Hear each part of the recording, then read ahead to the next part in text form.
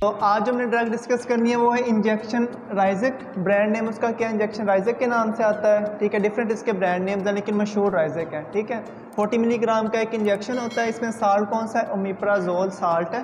Class of drug कौन सी है, proton pump inhibitor PPI होता है। सही है, तो प्रोटॉन पंप इनहिबिटर क्या होता है कि जो आपका स्टमक होता है ना, उसके अंदर जो गैस्ट्रिक एसिड की प्रोडक्शन है उसको ये रोकता है, प्रोटॉन पंप इनहिबिटर। ठीक है, जो फाइनल स्टेप उसका होता है ना प्रोडक्शन ऑफ गैस्ट्रिक एसिड की, उससे रोकता है। जब गैस्ट्रिक एसिड से रोकता है तो उसका फ़ायदा हमें क्या होता है, यूजेस में हमारे पास क्या होता है, गैस्ट्रिक अल्सर नहीं बनता स्टमक के अंदर।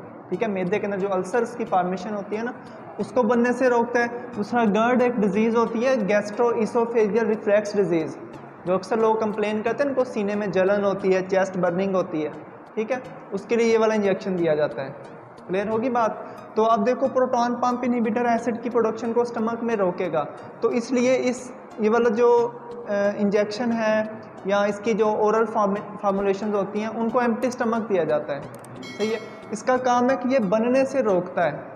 ठीक है, तो मोस्ट ऑफ द टाइम लोग इसको ना नाश्ते से पहले देते हैं, लेकिन देखो सारी रात में जो एसिड की प्रोडक्शन हो गई हुई है, ठीक है, इसने बनने से रोकना था। जो प्रोडक्शन हो गई उसका तो ये कुछ नहीं कर सकता ना, इसलिए अगर इसको रात को देंगे ना सोने से पहले तो इसका ज़्यादा फ़ायदा है।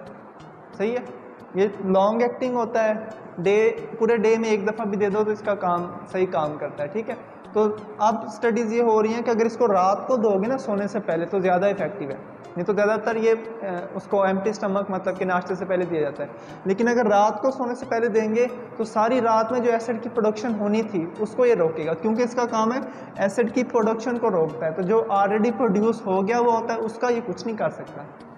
सही है, यूजेस समझ आ गया क्या काम होता है। गैस्ट्रिक अल्सर में है, GERD में देते हैं और चेस्ट बर्निंग से बचाता है। सही, तो इसके साइड इफ़ेक्ट्स क्या हो सकते हैं, अगर ओवर यूज़ किया जाएगा तो ड्राई माउथ हो सकता है, मुंह खुश्क हो सकता है, डिजीनेस हो सकती है। ठीक है, या फिर हेडेक, सर दर्द हो सकता है। ठीक है, तो डिजीनेस का मतलब ही सर चकराना होता है। तो हाई रिस्क ग्रुप्स कौन से हैं जिनमें हमने बड़ी एहतियात से देना होगा।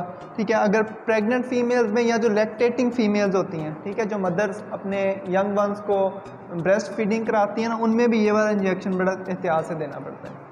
तो हमने डिस्कस कर लिया इंजेक्शन राइजेक, साल्ट कौन सा होता है, क्लास ऑफ ड्रग्स कौन सी है, यूजेस क्या हैं, साइड इफ़ेक्ट्स क्या हैं और हाई रिस्क उसके ग्रुप्स। क्लियर।